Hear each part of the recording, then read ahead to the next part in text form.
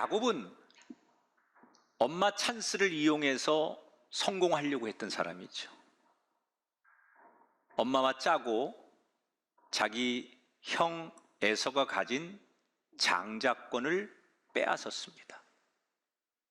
그런데 여기에 격분한 형이 흥분을 해서 동생을 죽이겠다고 하니까 야곱은 할 수 없이 형을 피해서 저 멀리 외삼촌 라반의 집으로 도망을 칩니다.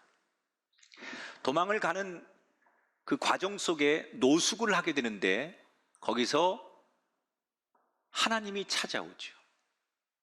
그리고 네가 비록 도망자로 인생을 걸어가지만 나는 너와 함께 할 것이고 너를 지킬 것이다. 하나님이 그렇게 약속을 하세요.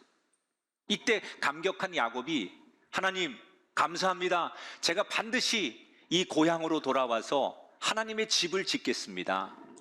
그래서 베델을 서원합니다. 그리고 야곱은 900km나 떨어진 먼 타향에 가서 20년 동안 타향살이를 해요. 말이 20년이지 얼마나 많은 우여곡절이 있었는지 몰라요. 그 사이에 두 아내와 12명의 자녀 그리고 큰 가축대를 이루게 됩니다. 어느덧 적응하다 보니 이방 땅이지만 만족하고 살 수 있는 환경이 되었어요. 고향에 돌아가지 못하는 거, 그리고 내가 이방인으로 사는 거, 이거 정도만 빼면 여기서 사는 것도 괜찮다라고 생각하고 적응을 잘 해가고 있었습니다. 그러던 어느 날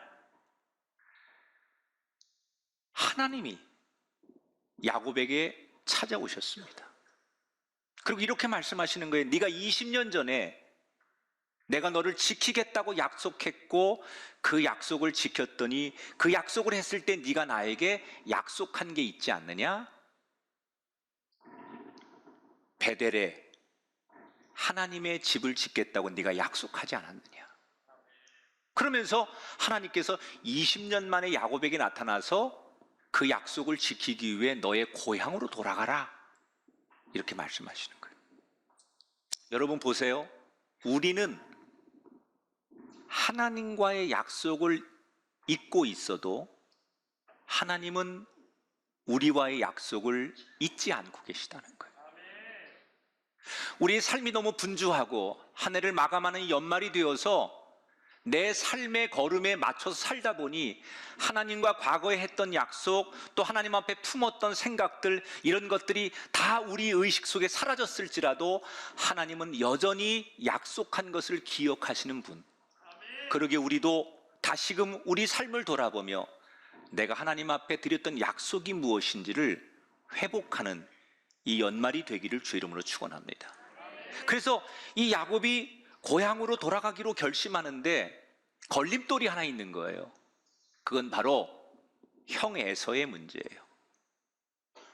20년이 지났지만 자기가 잘못한 게 워낙 많으니 이 형 에서를 만나는 게 여전히 그에게는 너무나 두려웠고 큰 문제였습니다. 가만히 듣자 하니 400명의 군사를 준비해서 자기를 향해 오고 있다는 소식까지 들리니까 두려움이 증폭됩니다. 이때 야곱은 마음이 급해지는 거예요. 그래서 인간적으로 자기가 동원할 수 있는 모든 방법을 다 동원해 봅니다. 우선 형의 마음을 좀 풀어보려고 가축대를 선물로 미리 보내보기도 하고, 혹시 형이 기습으로 공격하면 몰살당하지 않으려고 가족들을 여러 그룹으로 나누어서 효과적으로 비상사태가 생기면 도망치는 연습까지 합니다.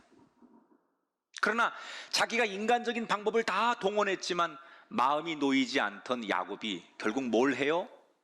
하나님 앞에 기도하기 시작해요. 하나님, 20년 전 그 광야에서 저에게 하나님이 약속하셨잖아요. 내가 어디를 가든지 너를 지킬 것이다. 너를 보호할 것이다. 하나님, 그 약속 지켜주세요. 그러면서 밤새도록 하나님 앞에 나를 지켜달라고, 그 약속을 지켜달라고 기도하던 이 야곱에게 평생 잊을 수 없는 사건이 생기죠. 그날 약복 강가에서 하나님의 사자와 기도로 씨름하다가 드디어 하나님과 겨루어 이겼다는 뜻으로 이스라엘이라는 새로운 이름을 받게 됩니다.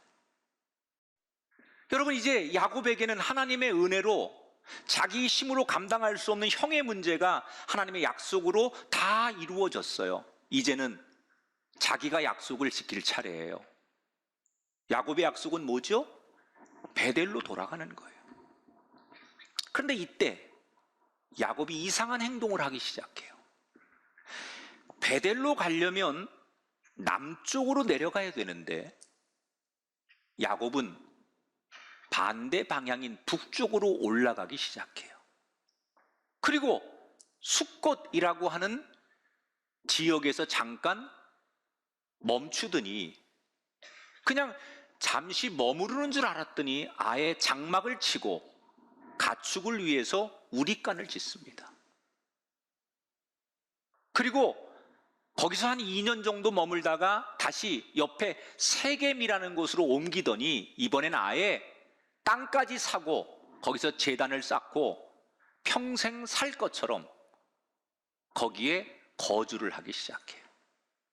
그러니까 베델로 가야 하는 이 야곱이 숫꽃과 세겜에서 총 10년을 머물게 됩니다.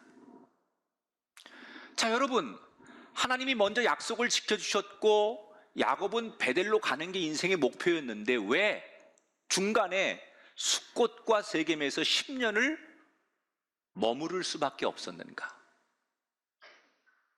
저는 그냥 우리가 상식적으로 만약에 우리가 야곱이라면 그래서 그랬을 것 같다라는 추측이 됩니다. 첫 번째, 당시 야곱의 상황은 몸과 마음이 너무 지쳐 있었어요. 멀리서 외삼촌 댁에서 나오는 과정도 쉽지 않았고 또 형이라고 하는 거대한 산, 이 산을 정복하고 이 문제를 해결하느라고 너무 지쳐 있었어요. 당시에 아들이 11명 등장하잖아요, 성경에. 맏아들 루벤이 한 15, 6살 정도 되었고 막내 요셉이 5, 6살 정도 되는 나이고 그 사이에 9명의 아들들이 더 있는 거예요. 그리고 뒤에 나오지만 맏딸 디나가 나와요. 그러니까 많은 가족들, 가축들, 식솔들 이걸 데리고 여기까지 오면서 이미 너무 지쳐 있는 거예요. 그러니 더 이상 강행군 하면 모두가 더 어려운 일이 생길지도 모른다는 생각 때문에 야곱은 지금은 쉬는 게 필요하다. 그래서 쉼을 선택하기 위해 머물렀을 것이다. 두 번째, 세겜에 머문 이유는 당시 가나안 문화 중에 가장 화려하고 번성한 도시가 세겜이에요. 세상 말로 누릴 것이 많고 너무너무 살기 좋은 동네예요. 요즘 말로 말하면 학군도 좋고 쇼핑센터도 있고 뭐 살기에 너무너무 좋은 곳이니까 그냥 살다 보니 여기가 너무 좋아서 떠나고 싶지 않은 거예요. 세겜은 어떤 곳이냐면 야곱의 할아버지 아브라함이 가나안 땅에 들어와서 제일 먼저 제단을 쌓은 곳이 세겜이에요. 그러니까 그런 의미를 알고 있는 야곱은 할아버지도 여기서 제단을 쌓았으니까 나도 여기서 제단을 쌓고 이렇게 살아도 여기는 괜찮은 곳이야. 아마 그런 생각에 이 세겜을 떠날 생각을 안 했을 것이다. 자, 저는 충분히 내가 만약에 야곱이라면, 여러분이 야곱이라면 가족들을 위해서, 쉼을 위해서, 또 보다 나은 삶의 만족을 위해서 여기에 머무는 것을 당연하게 선택했을 거예요. 그런데 사실은 이건 말고 조금 더 깊이 들여다보면 야곱이 이 세겜에서 10년을 더 안주하며 머물렀던 결정적인 이유가 따로 있어요. 그게 세 번째 이유일 거라고 생각합니다. 그것은 자신의 인생의 가장 큰 문제라고 여겼던 자기 형과의 문제가 해결되면서 큰 문제가 해결된 뒤에 오는 안도감, 다시 말하면 긴장이 풀리는 거예요. 여러분, 형 때문에 900km를 도망갔잖아요. 그리고 외삼촌 댁에서 20년을 살면서 사실은 사기도 당하고 삼촌한테 이용당하면서 파란만장한 일들이 있었거든요.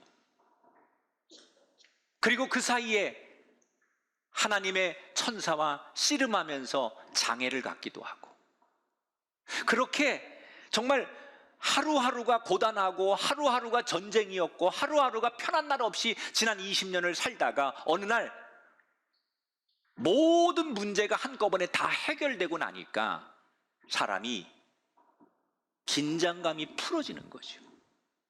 우리 그런 거 있잖아요. 너무 큰 일을 치르고 나면 이제 됐다라는 안도감 때문에 오히려 더 아프거나 후유증이 오는 것처럼 야곱에게도 그런 상태였을 것이다. 창세기 32장에 보면 야곱이 기도하는 장면이 나와요. 그런데 이때 기도하는 이 야곱의 그 기도 내용을 유심히 들여다보면 야곱의 본 마음이 뭔지, 정말 야곱이 바라는 게 뭔지를 기도의 내용이 소개하고 있어요. 11절에 보니까 내가 주께 간구하오니 내 형의 손에서, 에서의 손에서 나를 건져내시옵소서, 이렇게 써 있어요. 여기서 이 야곱이 유독 강조하는 말이 있어요. 뭐예요? 내 형의 손에서, 에서의 손에서. 그러니까 야곱의 관심은 베델로 돌아가서 하나님의 제단을 세우는 게 아닙니다. 오직 야곱의 진짜 관심은 자신을 죽일지도 모르는 형에게 쏠려 있는 거예요. 그 형과의 문제를 해결하는 것이 하나님의 관계보다 야곱은 사실 더 우선이었고 중요한 거였어요. 여러분, 지금 이 야곱에게 나타난 하나님은 어떤 하나님입니까? 야곱이 약속을 지키지 않아도 하나님은 그 약속을 끝까지 지키시는 분. 세겜 땅에서 그렇게 안주하고 별일 없을 거라고 생각하고 살아가던 어느 날, 오늘 성경은 극적인 표현을 합니다. 야곱의 가정이 세겜에서 10년을 머물고 있던 어느 날, 야곱의 첫째 딸이 디나예요. 아들 11명의 이름이 나오고 딸 이름은 첫째 딸 디나만 나와요, 성경에서. 성경은 보통 구속사적인 관점에서만 소개를 하니까 불필요한 것들을 다 기록할 수 없죠. 그래서 아마도 여러 명의 딸들이 더 있었을 텐데 공식적으로는 11명의 아들과 첫째 딸 디나의 이름만 남아서 그냥 야곱의 자녀가 12명이다 이렇게 소개하지만 실제로는 자녀가 훨씬 더 많았을 것이다.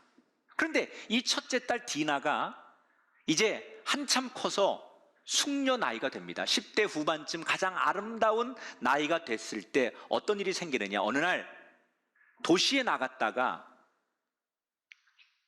그 지역의 추장의 아들이 이 디나를 겁탈하고 맙니다. 아버지가 권력이 있겠다. 그 당시에 이 지역의 문화가 그렇게 쉽게 사람들을 대하는 육체적인 문화가 있다 보니 이 젊은 녀석이 낯선 디나를 겁탈한 거예요.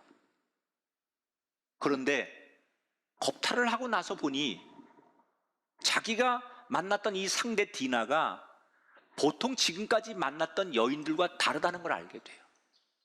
그리고 정말로 사랑에 빠지게 돼요. 그래서 자기 잘못을 뉘우치고 아버지에게 가서 내가 진짜 결혼하고 싶은 상대를 만났는데 아버지 허락해 주세요. 그래서 아버지 추장과 함께 이 청년이 야곱의 가정을 찾아와요. 그리고 결혼을 허락해 달라는 거예요. 자, 이때 야곱은 그래도 부모니까, 그리고 나이가 좀 있으니까 자기 딸의 문제를 어떻게 이게 풀어가는 것이 딸을 위해서나 하나님을 위해서, 우리 가문을 위해서 필요한 일인가, 이렇게 좀 심사숙고를 하는데, 문제는 이 디나의 오빠들, 야곱의 아들들이 문제예요. 이 아들들이 그때 당시 나이가 20대 중반, 20대 초반, 한참 혈기가 끓어오르는 나이였는데, 자기 누이 동생 얘기를 듣고 이 오빠들이 격분을 하는 거예요. 펄펄 뛰는 거예요. 감히 내 동생을 이렇게 욕보이고 우리 가문을 무시한 이 세겜 땅의 이 추장의 아들을 용서할 수가 없는 거예요. 그래서 이 막 피 끓는 젊은이들이 복수를 꿈꾸게 됩니다. 그리고 복수를 계획하죠. 결혼을 허락해달라고 찾아온 이 추장과 아들에게 뭐라고 제안을 하느냐? 우리 집안은 대대로 하나님을 믿는 집안이고, 하나님을 믿는 증표로 우리 모든 남자들이 할례를 받는데, 당신네 가문과 우리 가문이 하나가 되려면 적어도 당신들도 하나님을 믿고 할례를 받아야 우리가 한 가문을 이룰 수 있지 않겠냐? 그리고 제안을 합니다. 이때 결혼을 하고 싶었던 상대 측에서 그까짓 거 할례 받는 게 뭐가 문제입니까? 우리 모두 할례를 받을 테니까 결혼만 하게 해 주십시오. 이렇게 약속을 하고 할례를 받아요.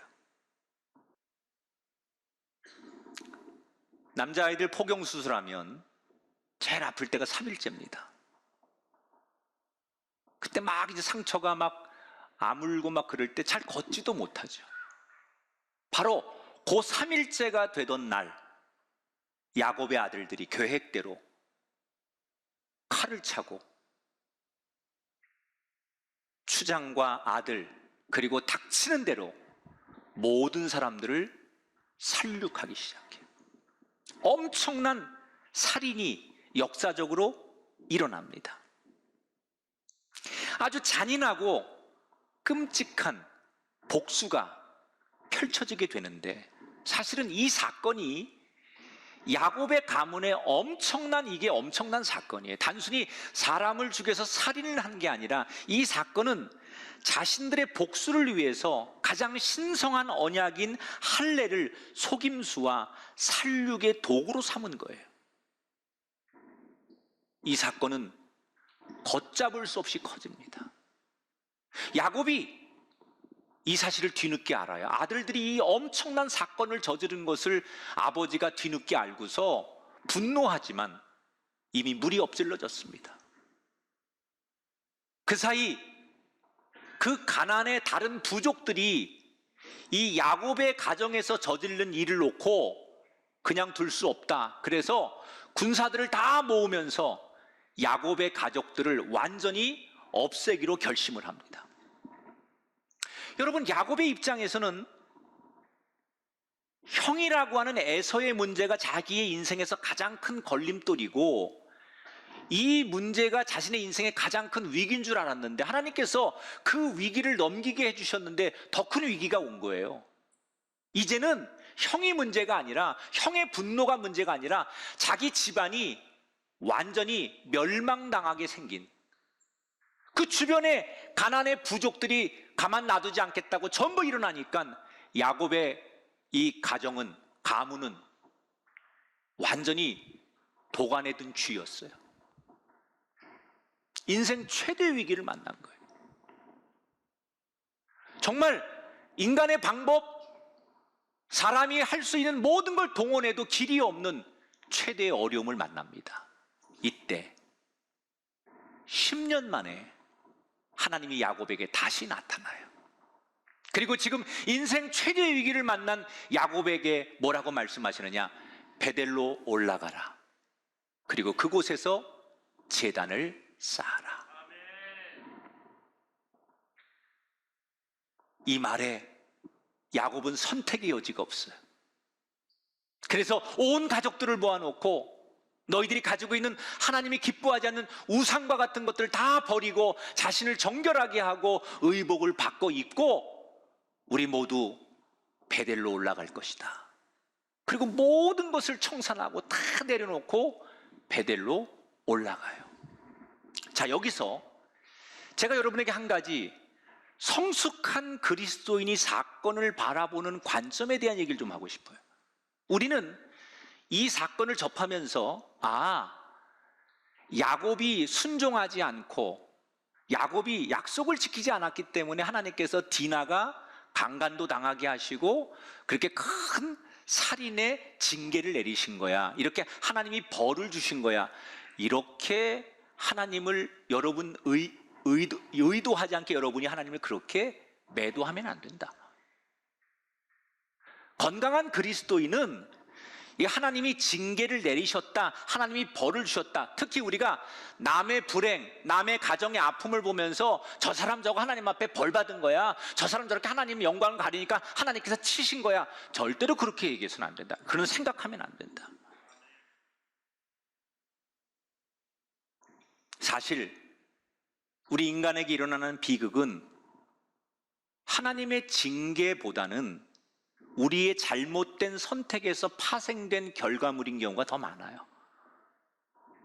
사실 야곱이 지금 세상적인 안일함 때문에 그 세겜에서 눌러 앉았던 선택이 오늘의 이런 결과를 맞이한 거지, 하나님이 벌을 주는 것이 목적이었기 때문에 이런 사건이 일어나는 것이 아니다. 야곱이 물론 잘한 게 없습니다. 약속을 지키지 않고 순종하지 않은 건 잘못한 거예요. 그렇다고 하나님께서 잘못했으니까 그것에 대해서 응징하시고 벌을 주시고 징계하시고 그런 하나님으로 하나님을 우리가 왜곡해서는 안 된다. 남의 아픔을 그렇게 봐서는 안 된다. 그런데 이 장면에서 저는 큰 은혜가 되는 게 있어요. 야곱이 지금까지 잘못한 게 너무 많아요. 그런데 이 순간에 바로 이 상황에서 너무너무 잘한 게 하나 있어요. 그게 뭔지 아십니까? 따라합시다. 그때라도 바로 돌이킨 것입니다. 따라합시다. 지금이라도 바로 돌이키는 겁니다. 정말 우리에게 중요한 말이 이 말이에요. 그렇게 지금이라도 하나님의 뜻 앞에 순종하고 베델로 올라간 야곱에게 어떤 일이 생깁니까? 35장 5절에 보니까 그 뒤에 이런 일이 일어나요. 그들이 떠났으나 하나님이 그 사면 고울들로 크게 두려워하게 하셨으므로 야곱의 아들들을 추격하는 자가 없었더라.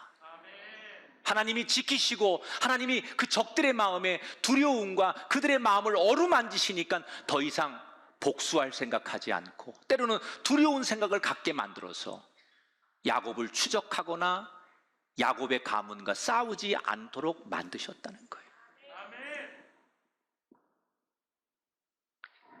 마지막은 하나님이 하셔야 돼요.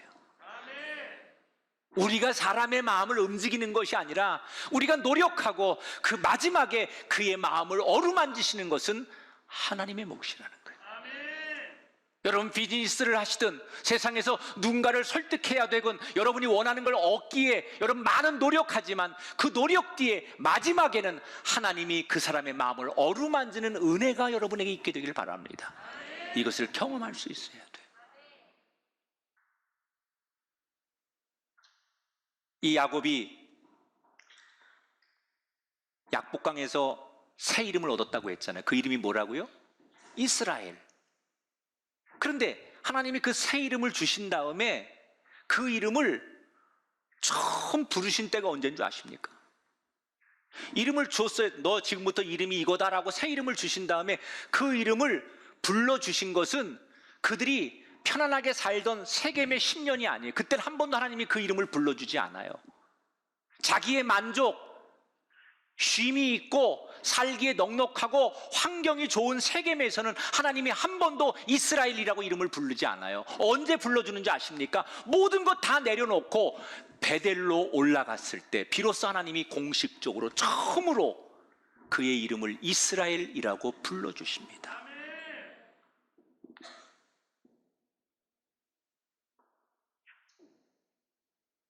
우리는 오늘 내가 지금 살고 있는 삶에 문제가 없어.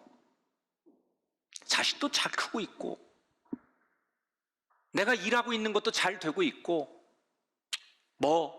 이 정도면 나는 괜찮지? 건강하고 별거 없으니까 난 지금 내가 살고 있는 거에 만족해. 이렇게 사는 것도 괜찮다고 스스로 위로하며 괜찮지 않은 것을 괜찮다고 말하고 있는 것은 아닙니까?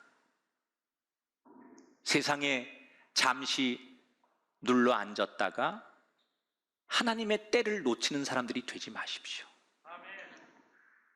우리에게는 주저앉는 것보다 더 중요한 게 있어요. 일어나는 거예요.